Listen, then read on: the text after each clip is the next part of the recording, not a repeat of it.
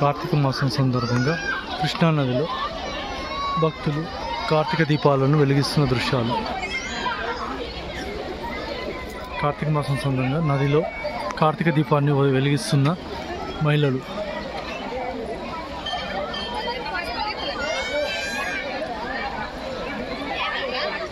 నది స్నానంతో పాటు కార్తీక దీపాలను వెలిగిస్తున్న భక్తులు.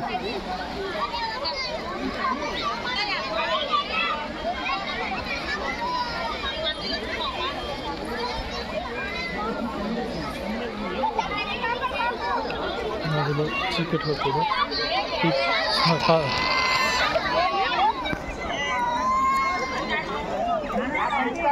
లైట్ వేసుకొని తమ కార్యక్రమాలను నిర్వహిస్తున్న భక్తులు. సెల్లు ఉపయోగిస్తూ చీకట్లోనే కార్యక్రమాలను నిర్వహిస్తున్నారు.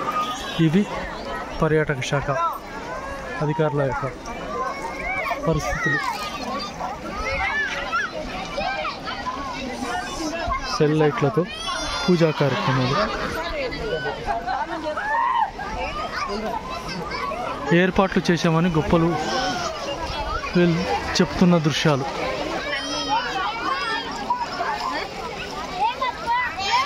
నదీ తీరంలో కట్ట వెనక దగ్గర ఉన్నారు. ఒక లైట్ తప్ప ఎక్కడ కూడా లైటింగ్ లేదు. పెద్ద లైట్ డోమ్ లైట్ సంబంధించిన చీకట్లోనే ప్రజలంతా కూడా తమ స్నానాలను నిర్వహిస్తున్నారు.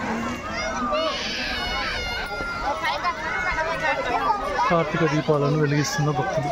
నదీ స్నానం అన్నంత స్వాములు కూడా చీకట్లోనే నది స్నానాలు చేస్తున్నారు.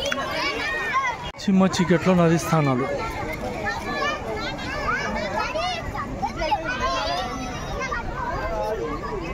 చీకట్లలో నది స్నానాలు.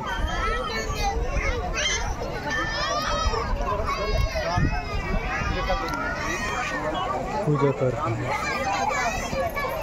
పాపం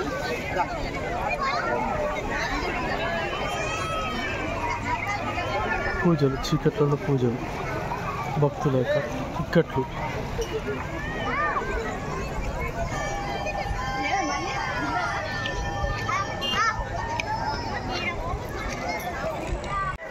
కార్తీక దీపావళిని నదిలో కృష్ణానదిలో సోమశిల కృష్ణానదిలో వదులుతున్న